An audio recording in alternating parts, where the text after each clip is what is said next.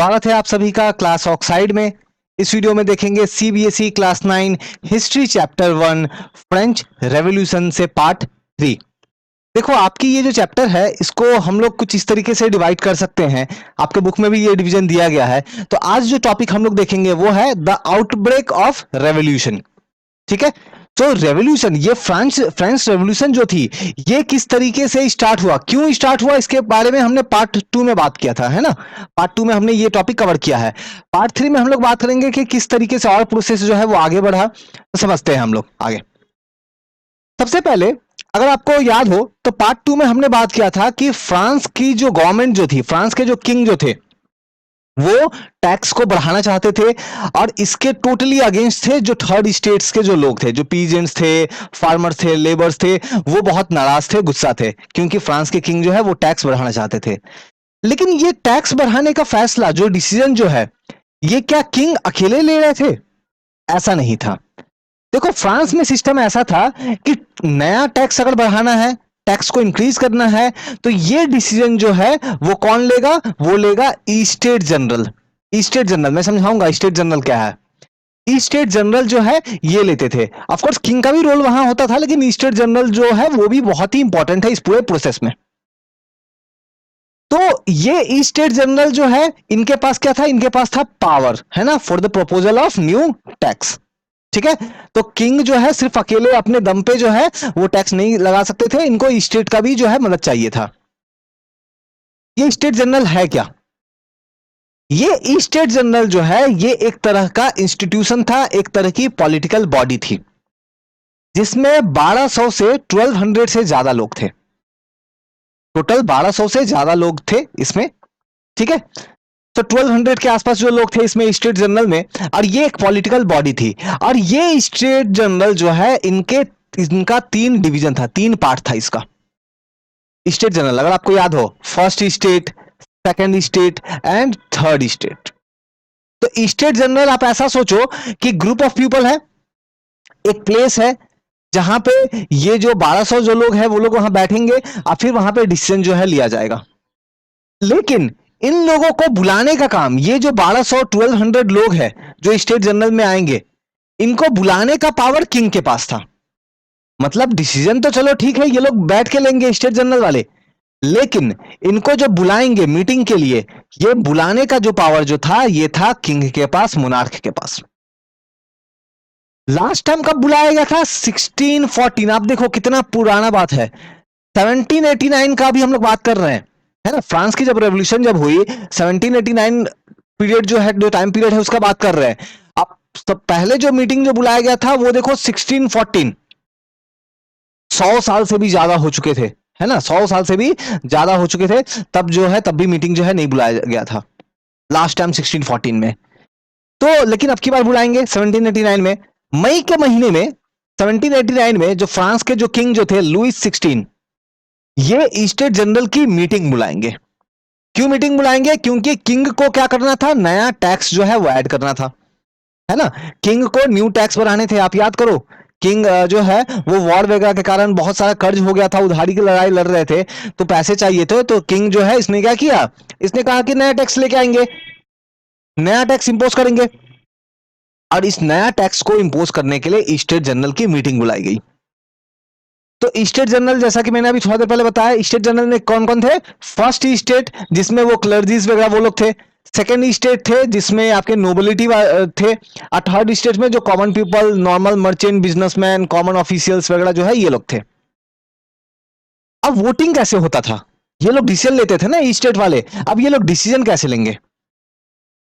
First state से total जो है 300 लोग थे, टोटल 300 रिप्रेजेंटेटिव थे फर्स्ट स्टेट से।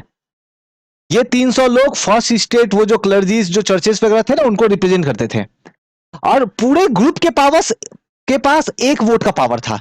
मतलब हर एक पर्सन के पास एक पावर नहीं, पूरे ई स्टेट के पास, फर्स्ट स्टेट के पास एक वोट होगा। इसी तरह सेकेंड स्टेट की बात करें तो इसमें भी 300 लोग थे, और इनके पास भी वोटिंग पावर कितना था? वोटिंग पावर एक था, एक वोटिंग पावर। हर एक पर्सन के पास एक वोटिंग पावर था, ये नहीं बोल रहा हूं, पूरे ग्रुप के पास एक वोटिंग पावर था। और थर्ड स्टेट में कौन लोग थे? तो थर्ड स्टेट्स में जो थे, इसमें वो पीजेंट्स, फार्मर्स, लेबर्स, ये लोग थे, इनके पास भी एक वोटिंग पावर था। आप सोचो, आप याद करो, टैक्स किसको देना पड़ता था? फर्स्ट स्टेट वाले टैक्स नहीं देते थे, सेकंड वाले नहीं देते थे, ये थर्ड वाले जो है इनको टैक्स देना पड़ता था, है ना, इनको टैक्स देना पड़ता था। तो किंग अगर बोलेंगे कि चलो न्यू टैक्स जो है वो क्या करना है, मैं लगाना चाहता हूं, तो फर्स्ट स्टेट वालों को तो कुछ फर्क नहीं पड़ता क्योंकि इनको तो टैक्स देना है नहीं, तो ये लोग बोलेंगे यस। सेकंड वालों को भी कुछ टैक्स वगैरह देना है नहीं, ये लोग भी बोलेंगे यस। और थर्ड स्टेट वाले क्योंकि इनको जो है इनको तो टैक्स देना पड़ता था, तो ये लोग बोलेंगे नो। तो देखो, दो ग्रुप यस बोलेंगे, एक ग्रुप नो बोलेंगे, मतलब डिसीजन जो है ये तो पास हो जाएगा। न्यू जो टैक्स लगाने का जो लॉ है ये तो आप बहुत ही आराम से पास हो जाएगी, है ना, बहुत ही आराम से पास हो जाएगी। फर्स्ट एंड सेकंड स्टेट वाले बोलेंगे कि हाँ टैक्स बढ़ा दो, कुछ मुझे तो कोई फर्क नहीं पड़ता। थर्ड स्टेट वाले बोलेंगे कि नहीं टैक्स मत बढ़ाओ, हमारी कंडीशन अच्छी नहीं है। लेकिन यहां देखो, टू जो है यस बोल रहे हैं और वन जो है वो नो बोल रहे हैं, ठीक है, तब तो ऐसे तो काम नहीं चलेगा। थर्ड स्टेट के बारे में एक इंटरेस्टिंग बात यह है, थोड़ा सा मैं इसे इरेज कर दूं। थर्ड स्टेट के बारे में एक इंटरेस्टिंग बात यह है कि जिस तरीके से फर्स्ट स्टेट में 300 लोग थे, सेकंड में 300 लोग थे, थर्ड स्टेट में 600 लोग थे, 600 रिप्रेजेंटेटिव थे, अब पूरी ग्रुप का एक वोट था। तो ऑफ कोर्स ऐसे केस में अगर वोटिंग होता तो डेफिनेटली थर्ड स्टेट वाले, भले इनका नंबर ज्यादा है लेकिन पूरा ग्रुप का क्योंकि एक वोट है, तब तो इनको क्या होता, ये तो जीत ही नहीं पाते, टैक्स तो ऐड हो जाना था, ठीक है। अब थर्ड स्टेट्स में भी ये जो 600 जो लोग थे, ये कौन लोग थे? इसमें जो है याद रखना है, वुमेन्स नहीं थी। ये जो 600 रिप्रेजेंटेटिव थे, 600 रिप्रेजेंटेटिव थे थर्ड स्टेट्स के, इसमें कोई भी वुमेन नहीं थी, कोई भी वो पीजेंट आर्टिसियंस जो पुअर लोग थे वो लोग नहीं थे। इसमें कौन लोग थे? जो थोड़े से थर्ड स्टेट के थोड़े से जो रिच लोग हैं, थोड़े से जो एडुकेटेड जो लोग हैं, वो भी मेल, सिर्फ मेल पर्सन, फीमेल नहीं, मेल, है ना, वो लोग थे। तो ये जो बहुत सारे पीजेंट्स, वुमेन्स, उनका तो कोई रिप्रेजेंटेटिव था नहीं, तो उन लोगों ने क्या किया, जब ये मीटिंग बुलाया गया था तो इन 600 लोगों को क्या किया, अपने ना इन लोगों ने क्या किए, अपने बहुत सारे लेटर वगैरह जो है, डिमांड वगैरह जो है, वो लेटर में लिख लिख के इनको दिया। जो थर्ड स्टेट्स के जो कॉमन पीपल है, लेबर है, फार्मर्स है, वुमेन्स है, उन लोगों ने बहुत सारे लेटर्स लिखे, 40,000 तक लेटर्स लिखे। और ये लेटर इन 600 जो लोग हैं इनको दिया, 600 जो रिप्रेजेंटेटिव है इनको दिया। इनको कहा कि आप हमारी ये जो प्रॉब्लम है, हमारी जो डिमांड है, इसको लेके जाओ, इसको लेके जाओ वहां पे जो है स्टेट जनरल जो है वहां पे हमारी डिमांडों को, ये सबको रखना, हमें तो अलाउ नहीं कर रहा है, हमारी लेटर को तो अलाउ करेंगे ना, तो हमारी लेटर लेके जाओ। तो सब कुछ तो यहाँ पे देखो ऐसा दिख रहा है, और ऑफ कोर्स साफ नजर आ रहा है कि थर्ड स्टेट वालों का तो कुछ नहीं हो सकता, बिकॉज 2 वोट तो इनको मिलेगा और 1 वोट इनका रहेगा, ऑफ कोर्स ये लोग तो जीत नहीं पाएंगे। तो इस केस में थर्ड स्टेट वाले जो है वो कुछ डिमांड रख देते हैं, थर्ड स्टेट्स वाले जो है वो कुछ डिमांड रखेंगे। क्या डिमांड रखेंगे समझते हैं। थर्ड स्टेट्स वाले ये बोलेंगे कि हर एक ग्रुप को 1 वोट अगर मिलता है तब तो हम लोग कभी जीत ही नहीं पाएंगे, क्योंकि फर्स्ट स्टेट सेकंड स्टेट जो है यही लोग जीत जाएंगे।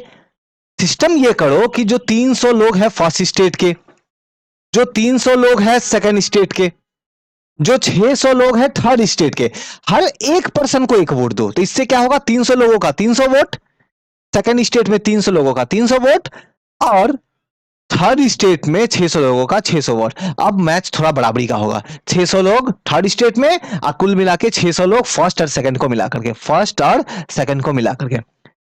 तो थर्ड स्टेट वालों ने कहा कि ग्रुप वाइज वोट मत दो, हर एक पर्सन को 1 वोट दो, मतलब each member should have 1 vote, ये कहा,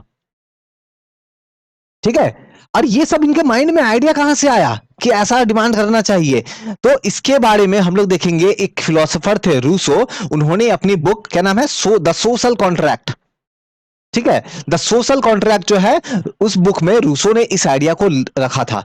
तो जो थर्ड स्टेट के जो लोग हैं, जो पढ़े लिखे लोग हैं, उन्होंने जरूर ये बुक पढ़ा होगा, उनको आइडिया मिला, तो उन्होंने कहा कि हाँ रूसो तो सही बोलते हैं, हम लोग चलो डिमांड करते हैं।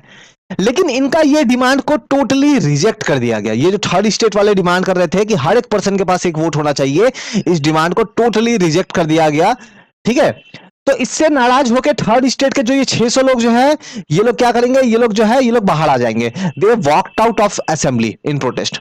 वो लोग बोलेंगे कि ऐसा असेंबली में हमें रहना ही नहीं है जहां पे हमारी बात नहीं सुनी जाती हो, बस नाम का असेंबली है, दिखावे का असेंबली है। तो वो लोग वहां से बाहर निकल के आ जाता है। ये सारा इंसिडेंट हो रहा है कब? मई के महीने में। आप थोड़ा सा डे मंथ को याद रखो, ये इंपॉर्टेंट है। हाँ, मई के महीने में मीटिंग बुलाई गई है और थर्ड स्टेट्स वाले थोड़े नाराज हो गए एंड देन वो लोग बाहर निकल के आ जाएंगे। ठीक है, तो यहां पे जो है थर्ड स्टेट्स जो है वो जनरल असेंबली से क्यों निकलेंगे, ये रीजन है। नाउ जब थर्ड स्टेट्स वाले जब निकल जाएंगे वहां से, अब आगे क्या?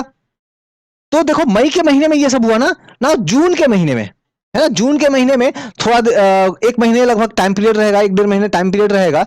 इसके बाद जो है 20 जून को ये थर्ड स्टेट्स वाले मिलेंगे। 20 जून को ये थर्ड स्टेट्स वाले मिलेंगे। अब बहुत इंपॉर्टेंट याद है, हाँ, याद रखना कहां पे मिलेंगे, ये प्लेस का नाम इंपॉर्टेंट है।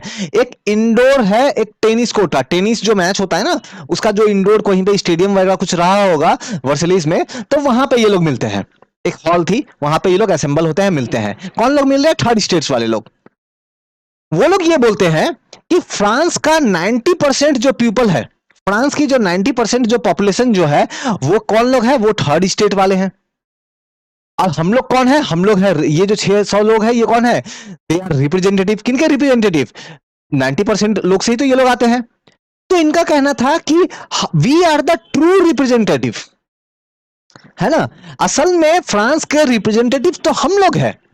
तो हम लोग क्या करेंगे? चलो हम लोग अपना नेशनल असेंबली बनाएंगे। वो जो स्टेट जनरल जो था, वो स्टेट जनरल तो सही तरीके से काम नहीं कर रहा था, तो अपना खुद का स्टेट जनरल बनाएंगे। नाम कुछ अलग रखेंगे। नाम क्या रखेंगे? National assembly. National assembly. तो वहां उन लोगों ने डिसाइड किया कि पूरे फ्रांस के लिए हम लोग एक नया कॉन्स्टिट्यूशन हम लोग मिलकर बनाएंगे। ये जो 600 जो लोग हैं, हम लोग एक ऐसा कॉन्स्टिट्यूशन बनाएंगे जिसमें किंग के पास जो मोनार्क है, मोनार्क मतलब जो किंग जो है, किंग के पास पावर जो है वो लिमिटेड हो। ऐसा नहीं कि किंग अपना मनमानी करे, किंग को भी कुछ लिमिट का फॉलो करना पड़ेगा। ऐसा हम लोग कॉन्स्टिट्यूशन मिलकर बनाएंगे। इन 600 लोगों ने, थर्ड स्टेट वालों ने डिसाइड किया इस टेनिस कोर्ट में। और इसके लिए इन लोगों ने जो, जहां पे वो लोग मिलते हैं, ग्रुप जो बनाते हैं, इनको ये लोग बोलते हैं कि वो लोग अपने आप को डिक्लेयर कर देते हैं नेशनल असेंबली। ये कुछ हद तक पार्लियामेंट जैसा, वो लोग अपने आप को बोलते हैं कि हम लोग असल में फ्रांस की पार्लियामेंट है। We are the true representative of France. अब ये जो पूरा प्रोसेस हो रहा था, इनमें इस पूरे प्रोसेस में 2 पर्सन है ना, मिराबियो एंड एबेसियस, ये जो 2 पर्सन का नाम है, 2 लोगों का नाम है, ये उनके लीडर थे, है ना, ये उनके लीडर थे। तो इन्होंने ऐसा डिसाइड किया कि ठीक है चलो हम लोग अपना खुद का पार्लियामेंट बनाएंगे, नेशनल असेंबली बोलेंगे, और अपना खुद का नया कॉन्स्टिट्यूशन बनाएंगे। अब वो कॉन्स्टिट्यूशन ऐसा होगा जिसमें फ्रांस के किंग की पावर लिमिटेड होगी, लिमिटेड पावर होगी। ठीक है, कौन थे ये मिराबियो एंड एबेसियस जो थे, ये कौन थे? थोड़ा सा इनके बारे में जान लेते हैं।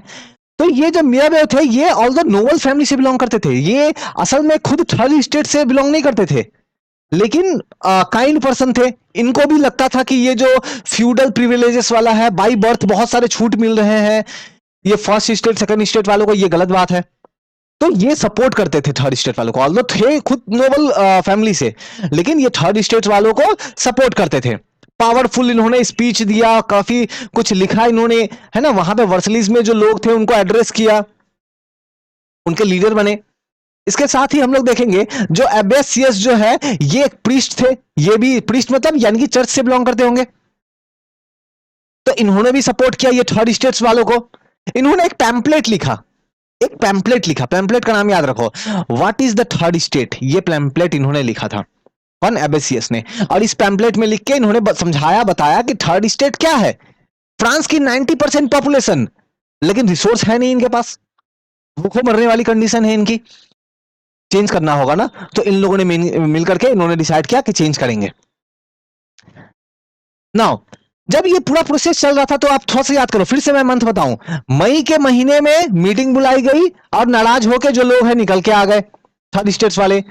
जून के महीने में नेशनल असेंबली बना, और जब ये नेशनल असेंबली बना, जब इनका काम चल रहा था, क्योंकि देखो रातों रात तो कॉन्स्टिट्यूशन नहीं बनेगा, है ना, कॉन्स्टिट्यूशन बनाने में टाइम लगता है। अच्छा, आपको पता है इंडिया का कॉन्स्टिट्यूशन बनाने में कितना टाइम लगा था? और पता है तो कमेंट करके बताओ। ठीक है, पता है तो कमेंट करके बताओ। तो इनका जब कॉन्स्टिट्यूशन बनाने का काम चल रहा था, फ्रांस के थर्ड स्टेट्स वाले जब कॉन्स्टिट्यूशन बना रहे थे, तो उस टाइम में हम लोग देखेंगे, तब तक के लिए जब जुलाई का महीना जब आएगा, तब हम लोग देखेंगे कि फ्रांस में जो है रिवॉल्ट स्टार्ट हो जाएगी, रेवोल्यूशन स्टार्ट हो जाएगी। जब नेशनल असेंबली बिजी थी कॉन्स्टिट्यूशन को बनाने में, उस टाइम फ्रांस में लगभग जो है धीरे धीरे विंटर्स जब आने लगेगी, तो हम लोग ये देखेंगे कि वहां पे हार्वेस्ट बहुत खराब होगी। मतलब फसल जो है वहां पे, ग्रेन्स जो है वो बहुत अच्छी तरीके से ग्रो नहीं होगी। अब ग्रेन सही तरीके से ग्रो नहीं होने के कारण क्या प्रॉब्लम्स होगा, जो खाने पीने के सामान है इनके दाम बहुत बढ़ जाएंगे, महंगाई बढ़ जाएगी। Price of the bread will increase, बहुत बढ़ जाएगी। अब जब इतना ज्यादा प्राइस बढ़ जाएगा, ठीक है, तो जो शॉपकीपर्स वगैरह जो थे, जिनके पास पैसे वगैरह थे, उन लोगों ने क्या किया, बहुत सारे ब्रेड वगैरह खरीद खरीद के जमा कर लिए, फूड ग्रेन्स खरीद के जमा कर लिए, ताकि बाद में इनको और ज्यादा हाई प्रॉफिट पे बेचेंगे। लोग करते हैं ना, है ना। जब किसी भी चीज की कम दाम होती है ना, तो लोग, बहुत सारे लोग क्या करते हैं, इनको खरीद के रख लेते हैं, अपने गोडाउन में जमा कर लेंगे, ठीक है। और फिर जब उनकी दाम बढ़ता है ना, तब बाहर निकाल के उसको बेचेंगे। तो ऐसा ही सिचुएशन कुछ फ्रांस में होने लगा। नॉर्मल लोगों के पास खाने को मिल नहीं रहा है ब्रेड, लोग लाइन लगा के ब्रेड खरीदते हैं। आप सोच सकते हो, खाने पीने की जो सामान जो थी उस टाइम में, लोग लाइन लगा के लोग ब्रेड खरीद रहे थे फ्रांस में। मैन वुमेन वो लोग जो है लाइन में खड़े होके वो लोग ब्रेड खरीद रहे थे। अब हम लोग ये देखेंगे कि सिचुएशन यहां तक खराब हो गया कि दुकानों की लूट होने लगी। बहुत सारे लोग जो है ना, वो शॉप को, जो दुकानें जो थी उनके ऊपर अटैक करने लगे, और वो अटैक करके उनको लूटने लगे, दुकानों को लूटने लगे, मैन वुमेन सभी। क्योंकि बेचारे वो करेंगे क्या, उनके पास में फूड नहीं है, भूखों मरने से बेटर है वो सोच रहे थे कि दुकान को ही लूट लिया जाए। तो ऐसा कुछ सिचुएशन हो चुका था। और ये सिचुएशन पूरे फ्रांस में फैल चुकी थी। और जब ये सिचुएशन जब इस तरीके से सिचुएशन इतना खराब हो गया, इतना बैड हो गया, तब हम लोग देखेंगे कि तब जाकर के किंग जो है वो क्या करेंगे, किंग जो है अपने ट्रूप्स को ऑर्डर करेंगे, है ना। ट्रूप्स को ऑर्डर करेंगे कि आप लोग क्या करो, आप लोग पेरिस आ जाओ, कैपिटल आ जाओ, मुझे प्रोटेक्शन दो। आज जब ट्रूप्स को ऑर्डर करेंगे, तब आप थोड़ा सा पार्ट 1 याद करो, पार्ट 1 वाला वीडियो। पार्ट 1 में क्या बताया था मैंने, कि किंग ने ट्रूप्स को ऑर्डर किया था, और लोग जो है वो काफी भड़क गए थे। बेस्टिल का जो फोर्ट है, प्रिजन जो है, उसको लोगों ने अटैक किया था। तब जाकर के हम लोग देखेंगे जुलाई के महीने में वो बेस्टिल वाला इंसिडेंट होगा। तो ये सब कुछ होगा तब जाकर के, बेस्टिल वाला जो इंसिडेंट होगा, है ना, प्रिजन के ऊपर अटैक किया था, ये सब कुछ तब होगा। ठीक है। नाउ, तो जब ये सब कुछ हो रहा था कि लोग बहुत नाराज थे, लोग जो है प्रोटेस्ट कर रहे हैं, दुकानों की लूट हो रही है, लोग और ज्यादा भड़क गए। अब देखो, जब इस तरीके की इश्यूज होती है ना, तो बहुत सारे र्यूमर्स, है ना, बहुत सारी झूठी खबरें भी फैलाई जाती है या फैल जाती है। तो कुछ र्यूमर्स फैल गई कंट्री में। क्या र्यूमर्स फैल गई, the Lord of the manner. ठीक है, मैनर मतलब एक जगह। मैनर का मतलब क्या है, कि बेसिकली एक स्टेट, एक बड़ी सी जमीन, जहां पे कोई लॉर्ड रहा होगा, और उसकी बहुत बड़ी सी जमीन रही होगी, वहां पे हजारों लोग रहते होंगे। तो वो जो मैनर जो है, उन्होंने काफी लोगों को जो है क्या क्या क्या किया है, जॉब पे रखा है ना। उन्होंने काफी लोगों को जो है, काफी ब्रिगेड्स जो थे उनको जॉब पे रखा है। किस काम का जॉब, क्या काम था, उनको ये ऑर्डर किया है कि आप जाओ, जो भी क्रॉप्स है ना उसको जाकर डिस्ट्रॉय कर दो। ये जो पुअर लोग, ये जो पीजेंट्स, ये जो फार्मर्स, ये जो प्रोटेस्ट कर रहे हैं, सबक सिखाना होगा इनको। कैसे सबक सिखाना होगा, तो इनके क्रॉप्स, इनके जो राइप क्रॉप्स है, जो पके हुए, जो रेडी क्रॉप्स है, जाके उसको डिस्ट्रॉय कर दो, डैमेज कर दो, ताकि भूखों मरे। ये ऐसा रूमर्स फैल गया। ऑफकोर्स जब ऐसी रूमर्स फैलेगी, लोग तो गुस्सा होंगे ही, लोग तो अपना प्रोटेक्शन करने के लिए कुछ ना कुछ तो करेंगे ही, है ना। तो इसके रिस्पॉन्स में जो पीजेंट्स थे, जो फार्मर्स थे, उन्होंने बहुत सारे गवर्नमेंट बिल्डिंग्स को अटैक करना स्टार्ट कर दिया। जो बहुत सारे नोबल्स थे, जो बहुत सारे चट्रक्स थे, ये कुछ नोबल है, मतलब इसका मतलब क्या है, नोबल। ठीक है, जो नोबल्स थे, जो गवर्नमेंट ऑफिसर्स वगैरह थे, उनको अटैक करना स्टार्ट कर दिया। काफी सारे नोबल्स जो है वो डर के मारे दूसरे कंट्री में भाग गए, दूसरे जगहों पे भाग गए। जो भी पीजेंट्स ने लोन लिया था, उन लोन का जो भी रिकॉर्ड वगैरह जो भी था, उन सब रिकॉर्ड वगैरह को जो है डिस्ट्रॉय कर दिया गया, जला दिया गया। बहुत सारे नोबल्स वगैरह ने क्या किए थे, या फिर जिनके पास जो रिच लोग थे, उन लोगों ने क्या किया था, उन लोगों ने काफी सारे ग्रेन्स, अनाज को होल्ड करके रखा हुआ था, जमा करके रखा हुआ था। अभी मैंने बताया ना, जमा करके रखे थे काफी सारे, उनको लूट लिया। ठीक है, नोबल्स तो डर के मारे भाग गए, ठीक है, आसपास के नेबरिंग कंट्रीज में भाग गए। तो कुछ ऐसा वायलेंट सिचुएशन जो है वो फैल चुका था पूरे फ्रांस में। तो इस तरीके से हम लोग देख रहे हैं कि किस तरह से आउटब्रेक ऑफ रेवोल्यूशन हो रहा है। ये जो रेवोल्यूशन लोगों को था, ये रेवोल्यूशन एक सक्सेसफुल रेवोल्यूशन हम लोग मानेंगे।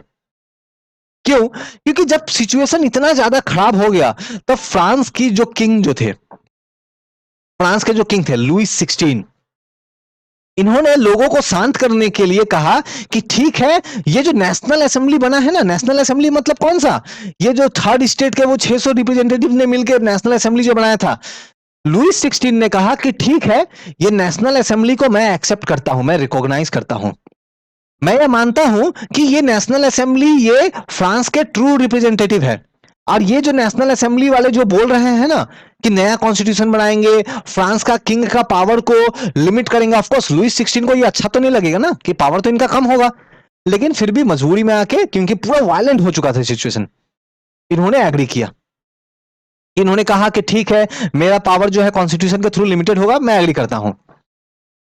होते होते जुलाई से अगस्त का महीना आएगा 1789। 1789 में ये जो असेंबली, नेशनल असेंबली जो थे, इन्होंने कुछ अच्छे डिसीजंस लिए। क्या डिसीजन? पहला तो फ्यूडल सिस्टम ऑफ ऑब्लिगेशन को अबॉलिश कर दिया, खत्म कर दिया। बहुत सारे जो फ्यूडल लॉर्ड्स थे ना, जो पीजेंट्स वगैरह से बहुत सारा टैक्स लेते थे, इन सबको खत्म कर दिया। नेशनल असेंबली ने लॉ बनाया कि आज के बाद से कोई भी फ्यूडल लॉर्ड जो है वो फार्मर से, पीजेंट से इस तरीके के अननेसेसरी इलीगल टैक्स को नहीं लेगा, सब कुछ बंद। जो चर्च याद करो, वो लोग भी एक तरह का टैक्स लगाते थे ना, वो लोग भी एक तरह का टैक्स लगाते थे, टीथेस। इसको भी खत्म कर दिया गया कि नहीं, चर्च भी जो है वो इस तरह के कोई भी टैक्स नहीं लेगी। बहुत सारे जो क्लर्जीज को बहुत सारे बेनिफिट मिलते थे ना, बहुत सारे बाई बर्थ बहुत सारे प्रिविलेजेस मिलते थे, बेनिफिट्स मिलते थे, टैक्स नहीं देना है या 10 तरह की और बेनिफिट्स मिलती थी, सब कुछ बंद। नहीं, ये सब कुछ बेनिफिट अब बंद। मतलब ये नेशनल असेंबली जो है, इन लोगों ने काफी अच्छे डिसीजन लिए, इक्वालिटी लाने का ट्राई किया कि first state, second state, third state तीनों इक्वल होंगे। जो चर्च थी उनके पास बहुत पैसे थे, जो भी उस टाइम के जो भी चर्च वहां पे थी उस टाइम उनके पास बहुत पैसे थे, बहुत सारी जमीनें थी। ये सभी जमीनों को, सभी लैंड्स को जो है फ्रांस की गवर्नमेंट ने अपने कब्जे में ले लिया। ये पूरे प्रोसेस में देखो, फ्रांस की जो गवर्नमेंट जो थी, गवर्नमेंट के पास लगभग 2 बिलियन लिवरेस इतनी पैसे जो है आ गए। ये इतना ही अमाउंट था जितना फ्रांस के ऊपर उधारी था, मतलब फ्रांस के ऊपर जितना उधार था लोगों का, उतना पैसा फ्रांस ने इधर ये पूरे प्रोसेस से जमा कर लिया, फ्रांस की गवर्नमेंट ने। अच्छा, जब मैं यहां पे गवर्नमेंट बोल रहा हूं ना, तब ये नई वाली गवर्नमेंट, मतलब किंग तो है, लेकिन आप देखो देखो एक सिचुएशन क्या बोलते हैं, जब किंग हो लेकिन किंग का पावर कंट्रोल करने के लिए कॉन्स्टिट्यूशन भी हो, है ना। किंग तो है लेकिन किंग का पावर को कंट्रोल करने के लिए कॉन्स्टिट्यूशन भी है ना, किंग मनमानी नहीं कर सकता है। तो ऐसे सिचुएशन को बोलते हैं कॉन्स्टिट्यूशनल मोनार्की। ऐसे सिचुएशन को क्या बोलते हैं? Constitutional monarchy.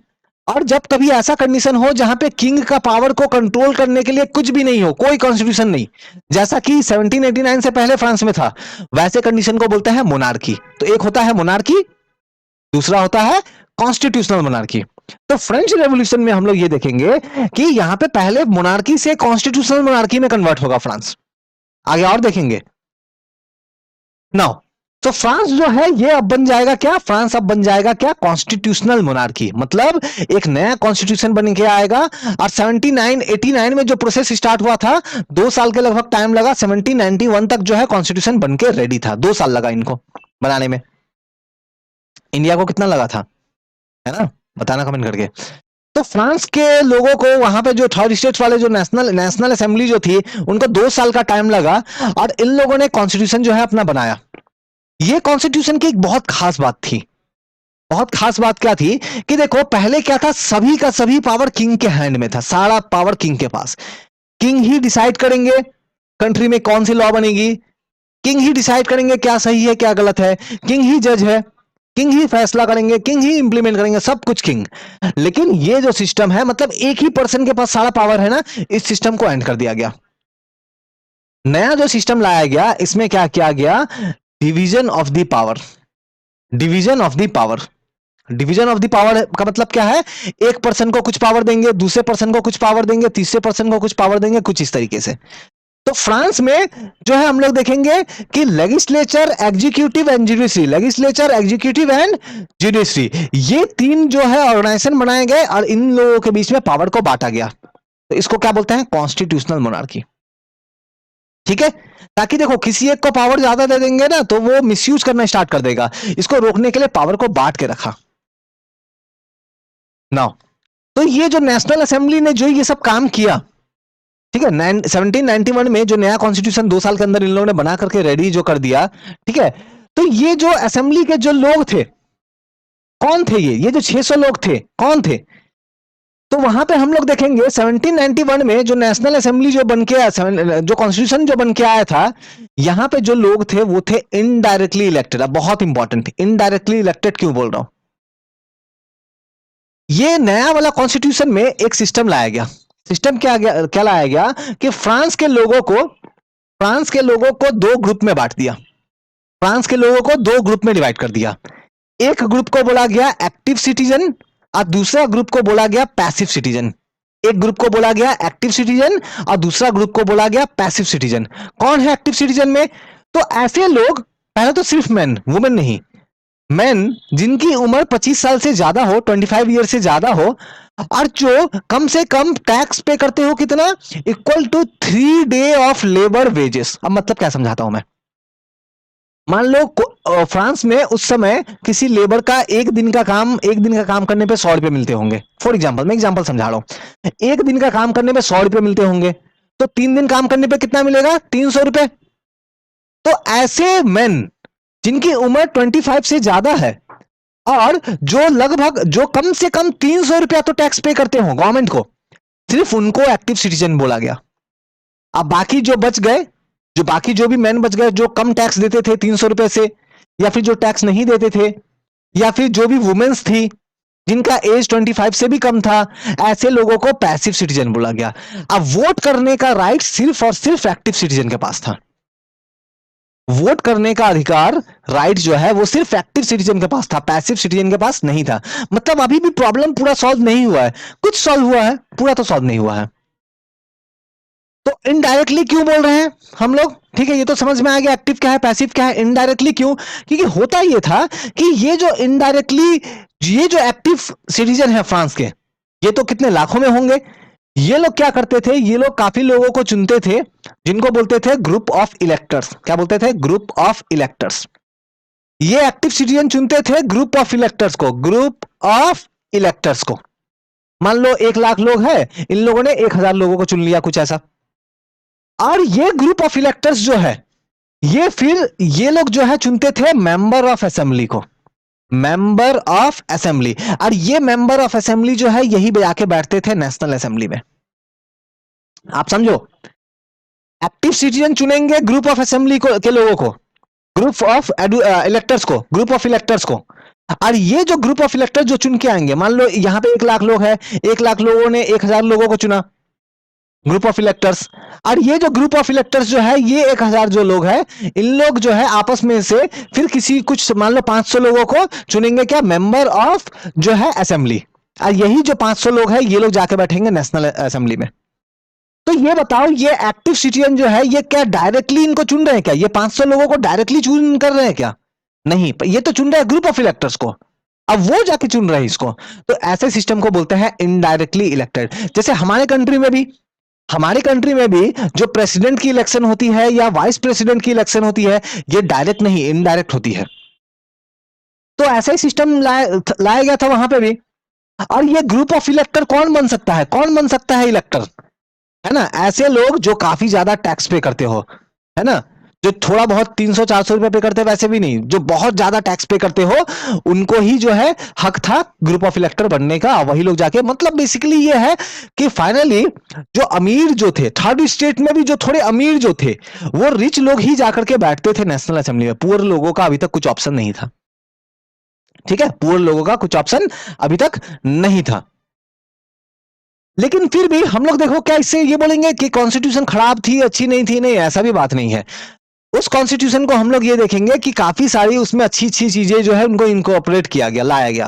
काफी सारी अच्छी चीजें भी थी, जैसे बहुत सारे राइट्स दिए गए, जो मैन जो थे, सिटीजन जो थे, है ना, उनको बहुत सारे राइट्स दिए गए।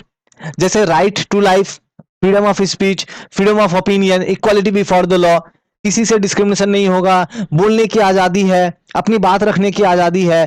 ठीक है, तो जो भी बहुत सारे बेनिफिट मिलते थे ना बाय बर्थ, है ना, पैदा होते ही बहुत सारे बेनिफिट मिलते थे बहुत सारे ग्रुप के लोगों को, ये सब कुछ जो है हटा दिया गया था। और ये सब जो राइट है, ये सभी को दिया गया। और स्टेट को, गवर्नमेंट को बोला गया कि ये सब राइट जो है ये सब प्रोटेक्ट करने का काम गवर्नमेंट का है।